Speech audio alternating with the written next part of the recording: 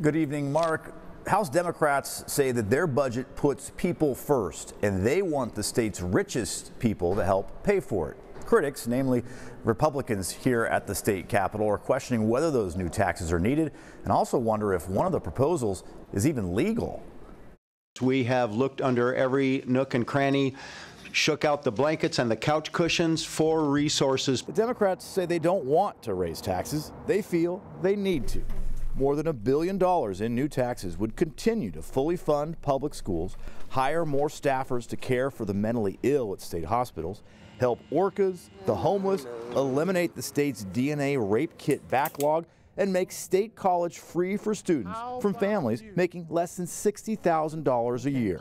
Some of those potential students surrounded the lawmakers behind the plan. We all fundamentally believe every family in this state should have an opportunity to go to college or an apprenticeship or a short-term certificate and get a decent job and provide for your family.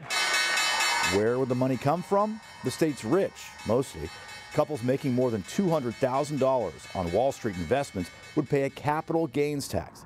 Those selling properties worth more than $1.5 million would see fees increase, along with those working in professional offices like attorneys and accountants. The post-Great Recession economy should have produced enough revenue to fund current budget needs, but it didn't.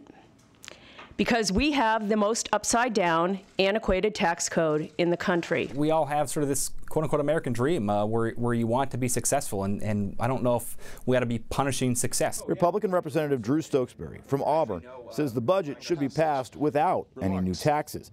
And critics say they'll sue if lawmakers pass a capital gains tax because it's an income tax, which is illegal in Washington state. It's really more about saying yes to fewer things going forward and to create a more sustainable budget that doesn't overspend ourselves and set us up for failure come the next economic downturn.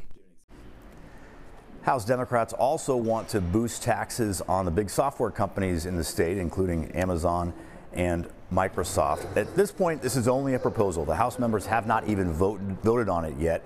The Senate is expected to release its version later this week. Once the House and Senate pass their own versions, then they'll negotiate on a final version.